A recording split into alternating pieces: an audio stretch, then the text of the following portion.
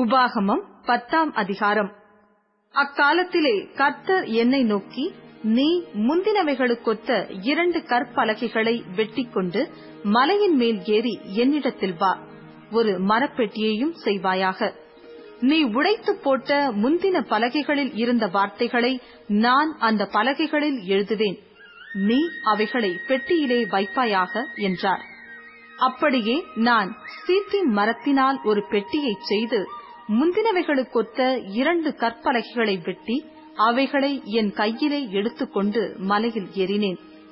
முன்னே சபை கூடி வந்த நாளில் கர்த்தர் மலையில் அக்கினி நடுவிலிருந்து உங்களுக்கு விளம்பின 10 கற்பனைகளையும் அவர் முன் எழுதியிருந்த பிரகாரம் அந்த பலகைகளில் எழுதி அவைகளை என்னிடத்தில் தந்தார். அப்பொழுது நான் திரும்பி மலையிலிருந்து இறங்கி அந்த பலகைகளை நான் செய்த பெட்டியிலே வைத்தேன். கர்த்தர் எனக்கு கட்டளையிட்டபடியே அவைகள் அதிலே வைத்திருக்கிறது. பின்பு இஸ்ரவேல் புத்திரர் பெனெயாக்கானுக்கு அடுத்த பேரோத்திலே இருந்து மோசேராவுக்கு பிரயாணம் பண்ணினார்கள்.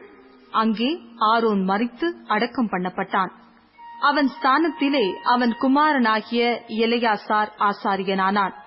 அங்கே இருந்து குத்கோதாவுக்கும் குத்கோதாவிலிருந்து ஆறுகளுள்ள நாடாகிய யோத்பாத்துக்கும் பிரயாணம் பண்ணினார்கள்.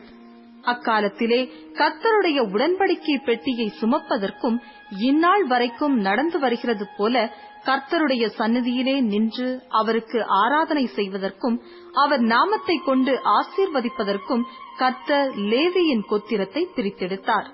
ஆகையால் லேவிக்கு அவன் சகோதரரோடே பங்கும் சுதந்திரமும் இல்லை. உன் தேவனாகிய கர்த்தர் அவனுக்கு சொன்னபடி கர்த்தரே அவனுக்கு சுதந்திரம். நான் முந்தின பிரகாரமாகவே 40 நாள் இரவும் பகலும் மலையில் இருந்தேன்.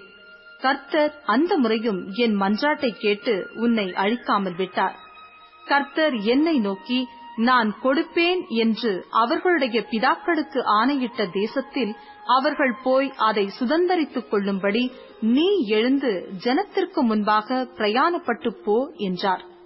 இப்பொழுதும் இஸ்ரவேலே, நீ உன் தேவனாகிய கர்த்தருக்கு பயந்து அவர் வழிகளில் எல்லாம் நடந்து அவரிடத்தில் அன்பு கூர்ந்து உன் முழு இருதயத்தோடும் உன் முழு ஆத்துமாவோடும் உன் தேவனாகிய கர்த்தரை சேவித்து நான் இன்று உனக்கு கற்பிக்கிற கர்த்தருடைய கற்பனைகளையும் அவருடைய கட்டளைகளையும் உனக்கு நன்மையுண்டாகும்படி கைக்கொள்ள வேண்டும் என்பதையே அல்லாமல் வேற எதை உன் தேவனாகிய கர்த்தர் உன்னிடத்தில் கேட்கிறார்? இதோ வானங்களும் வானாதி வானங்களும் பூமியும் அதிலுள்ள யாவும் உன் தேவனாகிய கர்த்தருடையவைகள்.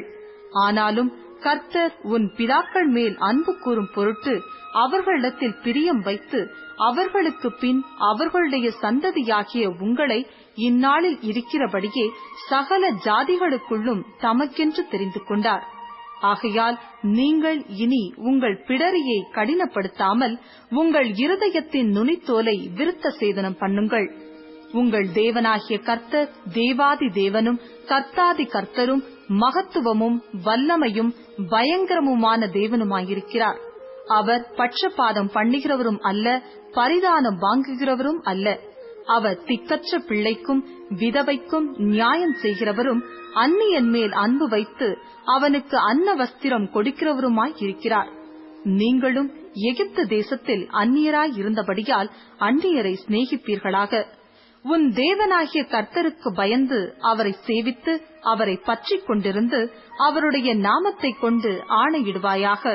அவரே உன் புகழ்ச்சி. உன் கண் கண்ட இந்த பெரிய பயங்கரமான காரியங்களை உன்னிடத்தில் செய்த உன் தேவன் அவரே. உன் பிதாக்கள் 70 பேராய் எகிப்துக்கு போனார்கள். இப்பொழுதோ உன் தேவனாகிய கர்த்தர் உன்னை திரட்சியிலே வானத்தின் நட்சத்திரங்களைப் போலாக்கினார்.